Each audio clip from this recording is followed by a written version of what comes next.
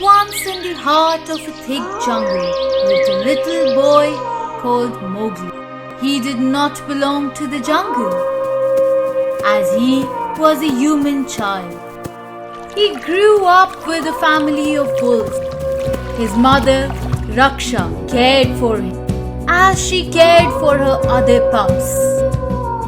Careful, Mowgli, or you will fall off the cliff. No, Ma, I won't. See you later. Mowgli jumps off into the jungle, find his friend and teacher Bagheera. When Mowgli had been a small baby, no more than a year old, he had been found and saved from the forest fire by him. Of course, nobody knew who Mowgli was, but they always believed he came from the man village at the outskirts of the jungle. Bagheera had handed over Mowgli to the wolf so that he could have a family to grow up with. Since then, Mowgli had learned the ways of jungle from his family and his friends Bagheera and Baloo.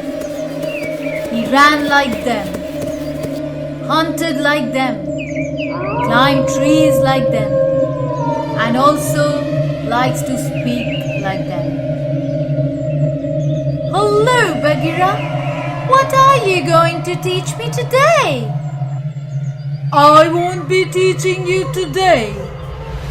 Today, Baloo has something planned for you. Let's go fishing in the river, Baloo said. Hello, Baloo. Let me get a stick to make a spear for fishing. You don't need a spear. But it makes it easier. You can't do it like that, Mowgli. That is not a way. Then how is it that I know how to make a spear, Baloo? Who taught me that? As usual, Bagheera and Baloo did not have an answer to Mowgli's questions. The forest fire had started, destroyed the man village, and nobody lived there for a long time. Bagheera had tried many times to find someone to return the child to, but no one was there. The animals of the jungle kept going. When the village settled again, the men put sharp barbed wire fences and laid traps to keep the animals at bay. Although the animals couldn't understand why, all creatures of the jungle had always maintained a safe distance from the humans. They never meant any harm to them. In any case, the fence and traps made it impossible for Bagheera to return the child back to the human world. Okay, we will do it without a spear. Let's go. They all went to the river for fishing. The trio set off to the river bank where Baloo showed Mowgli how to catch fish without a spear. Baloo would swiftly duck his head into water and come out with a fish in his mouth. Mowgli gave it several tries, but he could not do it. Before he was successful, the day passed in the Love Sea, and they decided to head back to the jungle. They had almost reached home when Bagheera alerted the other two. There was someone in the bushes ahead, in the far right.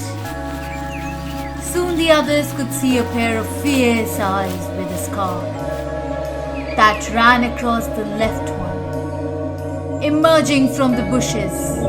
Then the whole figure stepped out.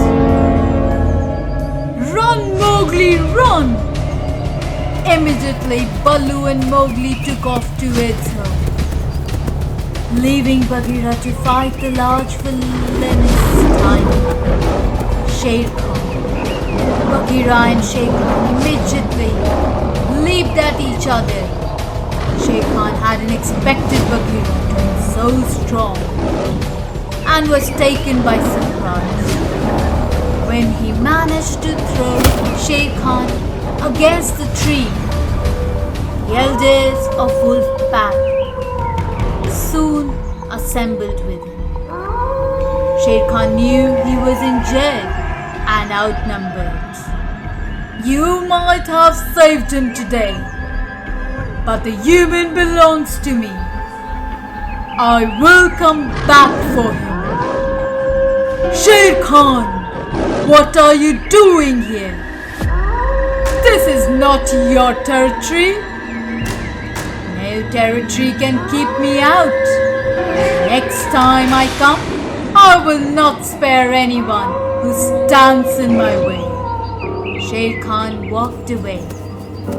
The jungle knew that Shere Khan's threat were not to be taken lightly.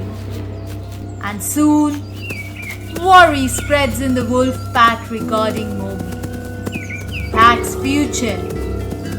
I can defend myself. I will not let any harm come to my family and friends. Don't worry, I know a way to put an end to this. Mowgli gathered Bagheera and Baloo. I know how I came to the jungle. I have seen Shere Khan's eyes only one time before in my life. He had attacked our village when I was small. To scare him, the elders used the fire. But he took me and escaped. The whole village caught fire when my father followed him to save me. He killed my father. That is why the villagers have put traps and fences now. Yes, but now we will stop Shere Khan forever. We know where he sleeps in the day. At the foot of the small mountain on the other side of the river. The bull feeds on the grassy slopes of the mountain. If we can scare them to run down the mountain, Shere Khan won't stand the chance. Bagheera said, That's a good plan, Mowgli. The trio assured the others that they had found a way out of their troubles. And by tomorrow night, all will be fine. The jungle was ready. Early next morning, the three set off for the mountain. They went around it and climbed it from the left side, so that no one could see them coming. Once on the top of it, they could see the bulls eating the grass. Three leaped at the quiet bull and rushed towards them, scaring so loudly that the bulls got scared and started running down the hill to escape from them. The plan was working. The whole mountain shook and rumbled up with the stamping of the bulls. This woke up Shere Khan. He saw the bulls rushing towards him. There were scores of them.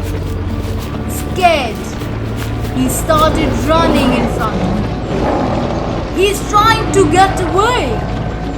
I won't let him. Mowgli jumped around, took to the trees and swung himself from branches one after the other. On the other side, Shere Khan couldn't keep ahead of the bulls. Their sharp horns poked him and he got trampled under their feet. One would have died, but Shere Khan wasn't an ordinary tiger. He was evil and trickery was his second nature. He latched onto the horns of one bull and tugged at him. Agitated, the bull threw him aside and over the side of the plateau. Shere Khan held to the edges of the plateau and started climbing up. He had almost made it when a small tree trunk hit him in the face. He lost his grip and fell to his death. It was Mowgli. He had reached the spot and found a small tree uprooted by the bull's stampede.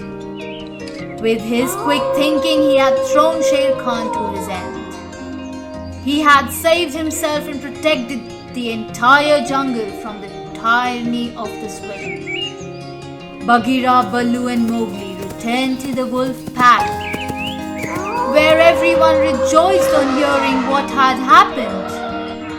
They celebrated, and now there was no fear in the jungle, and Mowgli lived happily with his friends since then.